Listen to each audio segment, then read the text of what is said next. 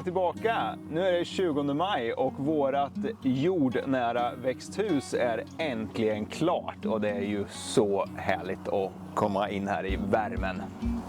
Ja, vad har ni på gång här inne då? Ja, David som har ju byggt växthuset tillsammans med sin kompis Simon. De har redan satt alla tomater här. Och även arrangemanget för att hänga upp tomaterna och binda upp dem. Riktigt seriöst. David har jobbat som tomatodlare tidigare. Och så har vi mina tomater som ska stå ute. Och vi har satt lite lök och lite sallad. Och så är det några skorsplanter som står här inne i värmen och göttar sig innan de ska få komma ut. Så, ja, så är det hittills. Mm. Ja, det här är ju såna här, jag ska ärligt säga att jag vet inte exakt hur de funkar, men det här är ju så här som man har när man har höga tomater i vanlig industriell odling. Så tomaterna blir ju höga och sen ju högre de blir så kan man liksom fälla ner tomatplantan och lägga ner stammen så här. Så om stammen går upp här så kan den ligga åt sidan ett tag här och sen gå upp. Så man flyttar dem liksom. Här över hänganordningen så har du ventilation, eller? Ja, precis. Det är luftningsluckor och de har ju den här smarta funktionen med bivaxkolvar. Så att när bivaxet blir varmt på dagarna, då utvidgas det och då öppnas luckorna. Och sen när det blir kallare så stängs luckorna.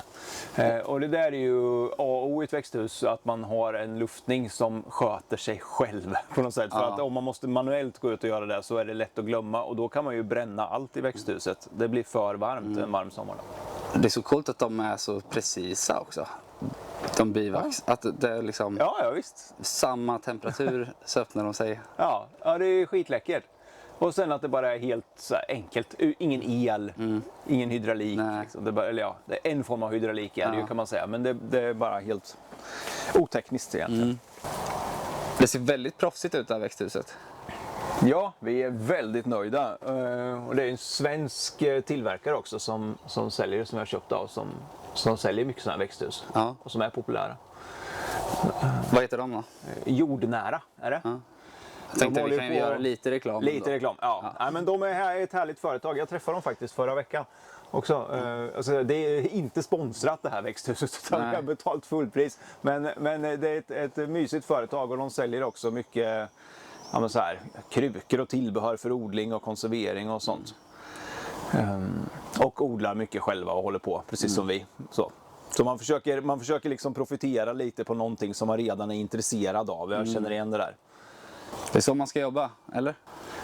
Ja, alltså det är ju jätteroligt om man kan ha sitt intresse som jobb. Ja. Det är en lyx att kunna få ha det. Då kan man jobba mer också. Ja, det är så. Här då. Och hur många är ni som odlar och hur mycket har ni tänkt få plats med i det här växthuset? Det här är ju framförallt Davids projekt på gården. Så ja, det är ju de här tomaterna och sen kommer det ju nästa år när vi har växthuset igång, då kommer det bli en hel del tidiga grönsaker här. Kanske lite spenat och sallad och lök, ja, men lite så här som man kan få fram tidigt, verkligen räddis eller sånt. Det har vi ju inte i år eftersom det precis nyss blev klart. Ja. Och här ute har vi fått upp ett fårstängsel så det ska komma 3 attacker typ imorgon. Okej. Och börja beta av här ute. Tidigare har våra hyresvärdar haft getter men de har vandrat vidare till andra betesmarker. Det lät som att de har... Okej, jag fattar. Så nu blir det får. Ja. Och det är mycket för att jag vill... Det här är det där gräset knylhavre som är så högt som jag vill liksom hålla borta från ängen. Ja. Och det vandrar in i betesmarken om det inte betas. För knylhavren tål inte bete. Eller så, nej, den tål inte bete. För de har bladen väldigt högt upp på grässtråna och inte någon sån här bladrosett med massa blad. Och du hatar knylhavre? Ja, men ja, det gör jag verkligen. Det är bilister som inte tar hänsyn mot cyklister i trafiken. Det är väl det. Annars så tycker jag om allt. Så. Vi säger hej då till tomaterna för nu och går och kollar på täckodlingen istället. Ja. Är det knylhavre du hugger upp nu? Ja, det kan man säga. Det är en viss årstid som man hugger rätt mycket knylhavre. Jag vill ju inte ha den i ängen, jag vill inte ha den i gräsmattan, eller alltså gräsmattaängen eller vad man ska säga. Så Den lilla bladhackan är egentligen bättre. Den stora, eller den här standard använder jag mer i täckodlingen om jag ska rensa ogräs eller så. Eller hålla på och jobba med jorden.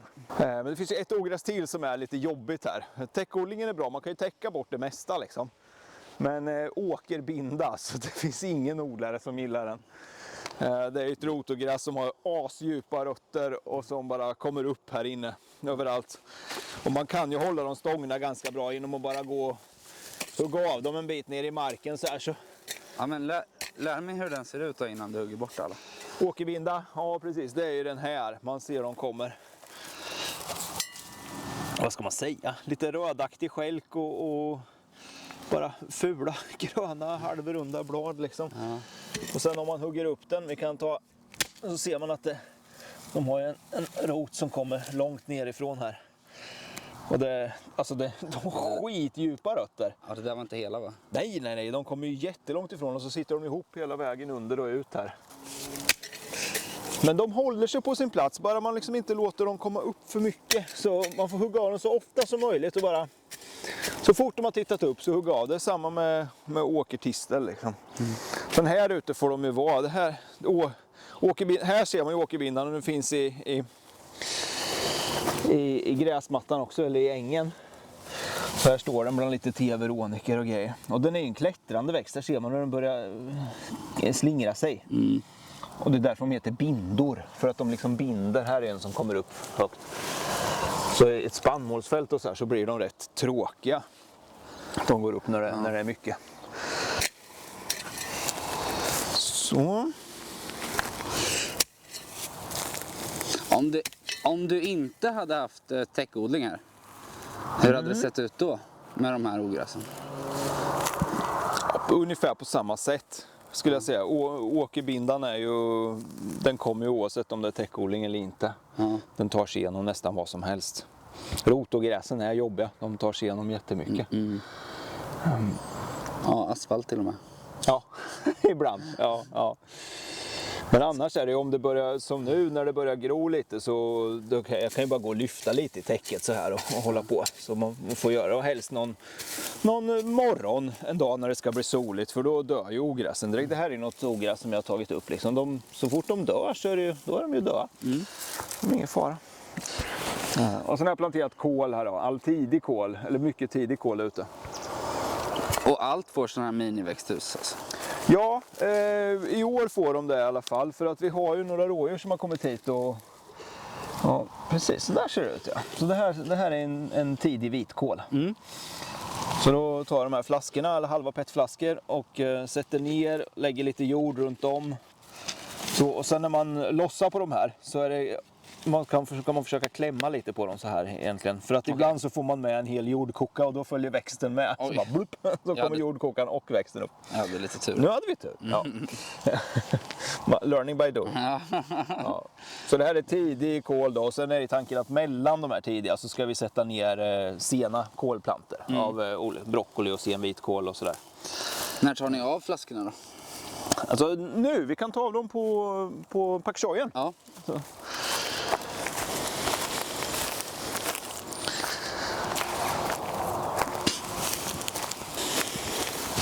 Ja, det lär behövas va? Det lär behövas, och titta här har vi ju små plantor av sminkrot. Det är ett ogräs som är lite speciellt för den här delen av Östergötland. Den är ganska sällsynt i resten av Sverige. Så, då ska vi se om jag lyckas få upp de här då.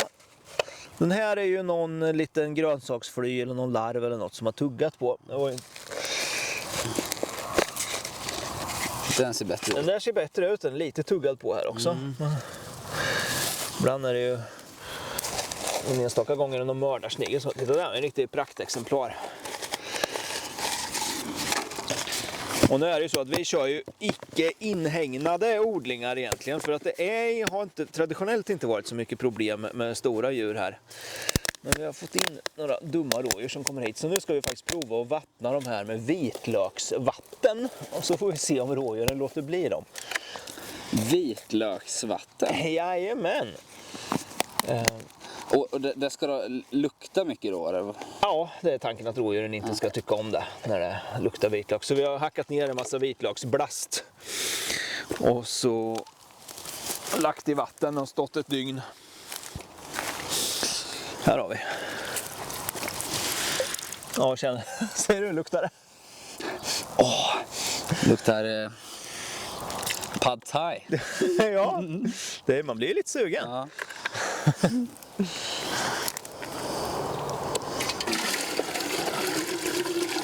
Har du gjort det här förut? Nej, verkligen inte. Alltså, jag brukar inte tro så mycket på Är det sådana någon här... sån här, är det ett internettips? Ja, men sådana här husmorstips när alla säger så, alltså, gör så här så blir det jättebra. Oftast funkar ju inte det, för det kommer ju bara någon som inte har hållit på och odlat i praktiken. Ja, vi får testa lite. Vitlök har vi ju mycket i alla fall.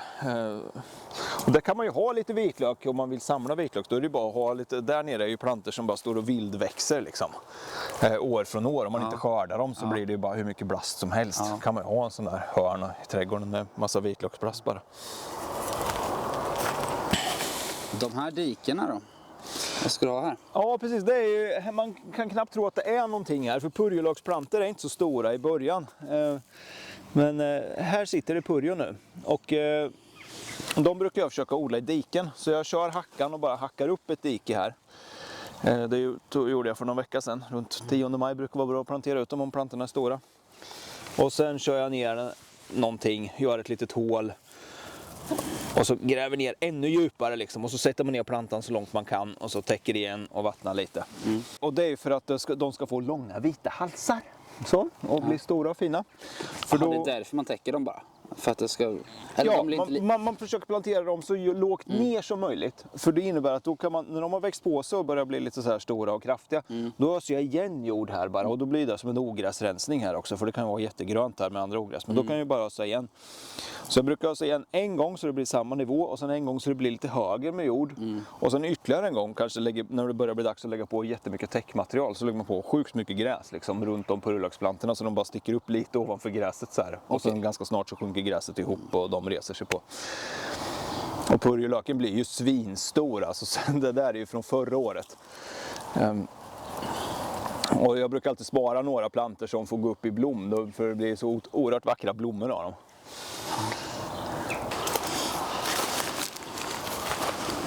smart med de här miniväxthusen. Jag har inte sett så många göra så. Nej. Vi var runt sekelskiftet, runt 2000, så var vi en månad i Vitryssland och paddla. Det var så roligt i städerna där. För där var det, och i byarna, det fanns liksom inte gräsmatta. Nej. Alltså det var bara odlingar. Och alltså, vi tyckte det var exotiskt och läckert. Självklart är det ju också ett tecken på fattigdom. Men det är också ett tecken på att ja, men här lever folk och njuter och odlar av det som finns på något sätt. Och det var ju också bara överallt sådana här när vi var där i maj. Petflaskor, små miniväxthus. Och... Jag lärde mig nyligen att gräsmattor är egentligen en grej från kolonialismen. Att man vill visa att man har arbetare som kan klippa så mycket gräs. Ja, precis. Och det och sen visa att jag kan ha min tomt utanför huset som är liksom den viktigaste födokroken egentligen. Ja. Och bara skita i att odla på den. Bara ha gräs. Liksom. Ja. Så det är ju en gammal överklass-sed, gräsmattan, som man spelar på, precis som mycket annat. Och det behöver ju inte vara det. Idag visar vi ju inte vilken klass vi tillhör med hjälp av gräsmatta och möbler och lite sådana här saker som man gjorde förr kanske. Tänkte du slå med lite lie idag? Eller här? Ja, eller? det är dags att börja städa upp lite runt täckodlingen här. Och det är det som är så skönt, att man kan låta gräset växa upp och bli högt när man kör med lie. Och sen så kan man ta fram den, det spelar ingen roll, en fin kväll. Det stör ingen ljudmässigt. Så vi ska börja rensa lite runt omkring här. Och det blir ju också en resurs, gräset då, som vi kan använda och börja lägga på täckodlingen. För snart börjar det finnas väldigt hungriga maskar här som inte har någon mat längre. Så det brukar vara perfekt timing.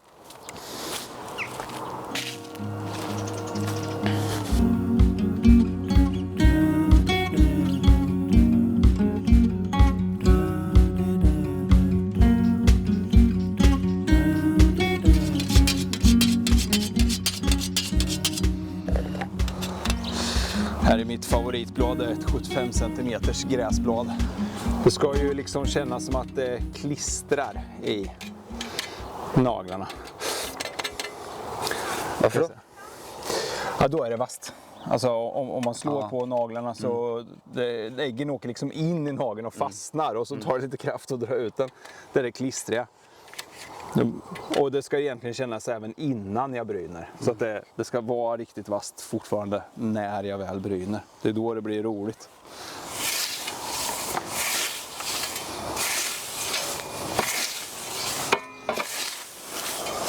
Du kommer hela vägen in till kanten här.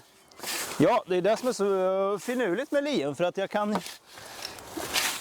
ju, vad heter det, den här delen är ju helt okänslig. Den kan köra mot stenar och husgrunder och vad jag vill, eller som här, en liten träsarg. Så där har vi ängsyra. Mycket god växt. Plocka.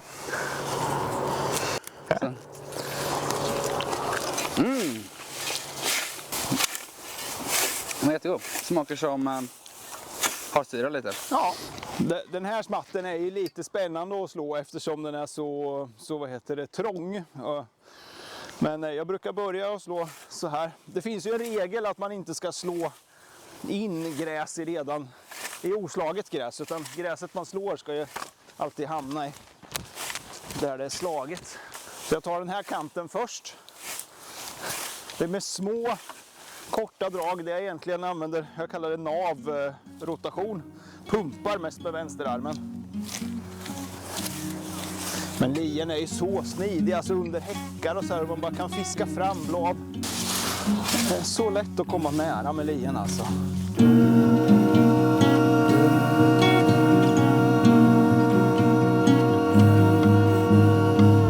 Alltså jag fattar ju inte hur man kan klara sig utan en lie. För mig är det en gåta liksom. Alltså om man har en trädgård så här. Den är ju så sjukt flexibel. Alltså den tar ju både högt och lågt gräs. Och man kommer åt. Startar alltid. Tyst, stör inte grannarna. Mina hyresvärdar är ju där ute och leker nu. Tänk om jag gick här och bosa på med en trimmer liksom, eller röjsåg. Förstör ju hela kvällen. Så där. Nu tar vi räfsan och så ska vi ge maskarna lite årets första skråmål.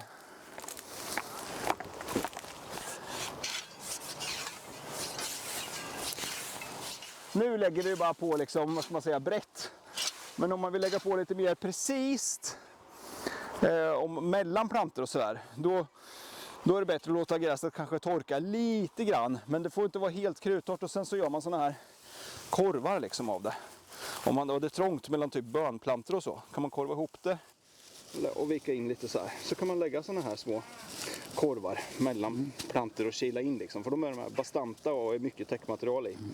Och när de är ihopsnurrade så tar det lite längre tid för maskarna också att liksom få tag på grässtråna. Så man får ha kvar sitt täcke lite längre. Är det något du har lärt dig själv eller har du läst det? Ja, learning by doing. Alltså livet är ju en lek. Det är ju det som är så skönt.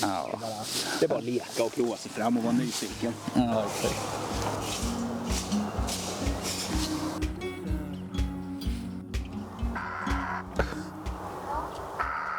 Vad hittade du? Ja, men jag såg att det satt en kaja här i hålet, så jag kunde... Ja, här är ju en kajunge. De är ju jättesöta. Uppväxt på insekter helt och hållet. Mamma Det är in... otroligt alltså. Sådana har samlat här vid våra ängar och hagar och odlingar.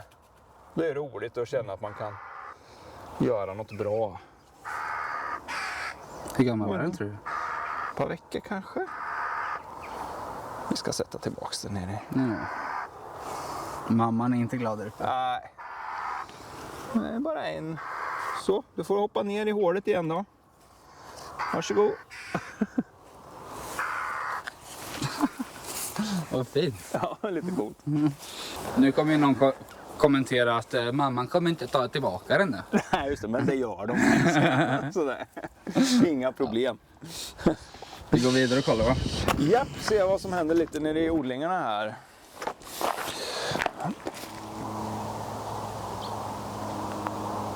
Jag står och kollar på mina favoritfåglar. Det är tornseglare. Ja, det är en fågel som aldrig landar. Annat än på deras,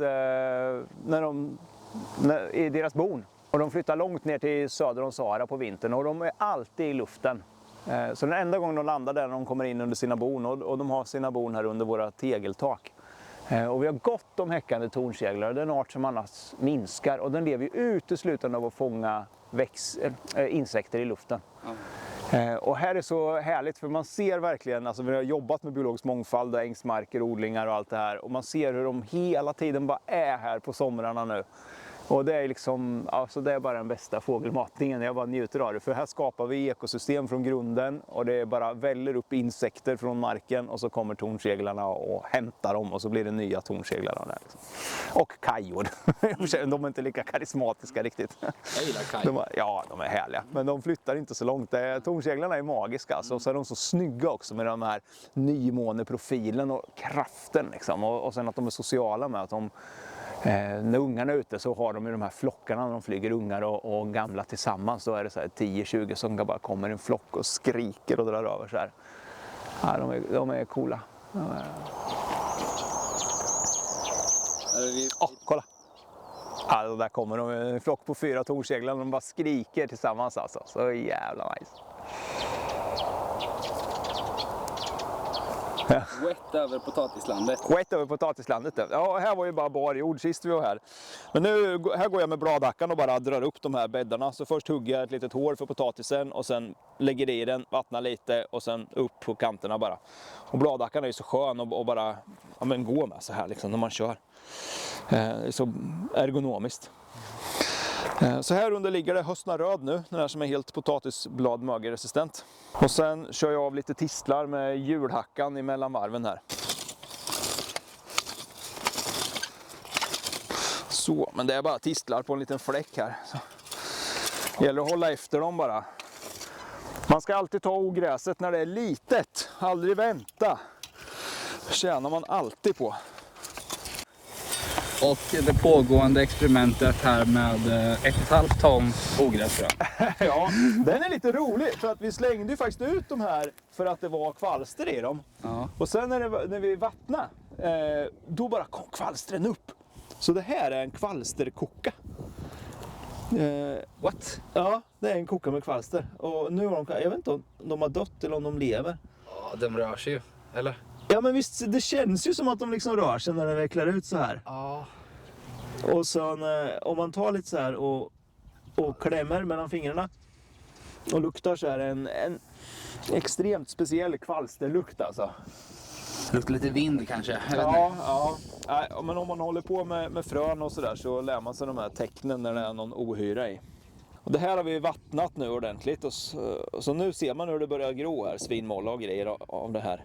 Här, titta vad det gror. Och det här är ju bra. Vi vill ju att så många som möjligt ska gro i år och inte nästa år när det blir odling här under. Men nu känner man ju det, alltså det här är ju dövarmt. Det här har ju verkligen tagit värme nu. Det är ju alltså om du sticker ner handen här. Jäklar, det är verkligen varmt. Ja, det är inte ljummet, det är varmt. Nej, det är riktigt varmt. Är det alltså. för att det brinner eller för att det... Ja, det brinner ju. Alltså, det är ju så här processer som startar med nedbrytning. Så därför vill vi vattna här och se till att det liksom är bra, så optimalt som möjligt för de här mikroorganismerna. Här nere är skit. Ja. Jävlar i helsike! Undrar hur varmt det är? Oj, ja det är feber i alla fall. Ska vi hämta en termometer? Ja, det kan jag. Det är lite coolt att testa. Vad gissar du på då? Ja, 50 i alla fall. Vad säger du? 50. Jag tror på hög feber som sagt, 42. Ja, 42, ja. Tar vi tempen på komposten här då. 16 var det ute i alla fall. 37 är vi uppe i nu. 40. Banne mig, det är nog högre än 50 alltså. Shit. Alltså när det är så här varmt så tänker jag att då dör ju egentligen alla insektslarver och sånt som finns precis just där det är som varmast. Kanske även att en del ogräsfrön faktiskt dör. Ja. Så målet är att så många som möjligt av ogräsfröna ska liksom gro här eller dö här nu i år. Det kommer ändå vara tillräckligt många som gror nästa år. Vi ska se på det. Vi slängde ut mycket förra året och bara lät det vara och gjorde bäddar av det. Men det är så hanterbart om man bara rör lite i det. Gör som en så här falsk såbädd, så man drar upp bädden och sen rör i den många gånger. Så fort ogräsen har börjat gro lite så rör man, stör och så torkar de ut och dör liksom. Så får man göra det många gånger och vattna lite mellan varven. Och sen planterar man eller sår sina grödor. 57 grader verkar det vara. Det är imponerande. 58. Ja, det blev 58 till och med. Precis. Jävligt häftigt. Ja. Ska vi kolla på något mer innan solen går ner? Ja, jag tänker vi tar bäddarna här som det som var kompost förra året då. Men här är mangoldsådd idag. Och då har jag förgrodd mangold som jag har lagt i en burk och så har de fått ligga där ett tag. Med lite jord och stått inomhus, och då märker man precis när de börjar få lite så här vita spetsar på fröna när det kommer ut och är i jorden, då är det precis lagom att bara dra upp en fåra här, vattna i den och sen drar man i jorden, klämmer till lite så den får kontakt med markfukten och sen öser igen och sen lägger jag ut ett par stenar här som markering för raderna. Men innan dess på morgonen då har jag kört med hjulhackan i bädden bara för att göra en sista störning av ogräset.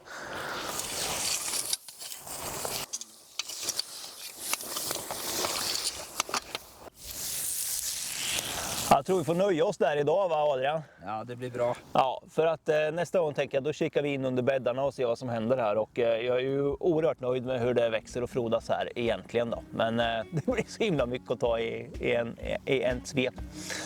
Så det kollar vi på då. Vi ser fram emot att få komma tillbaka. Ja, men det gör vi. Okej. Ha det bra. Hej då. Tack, hej.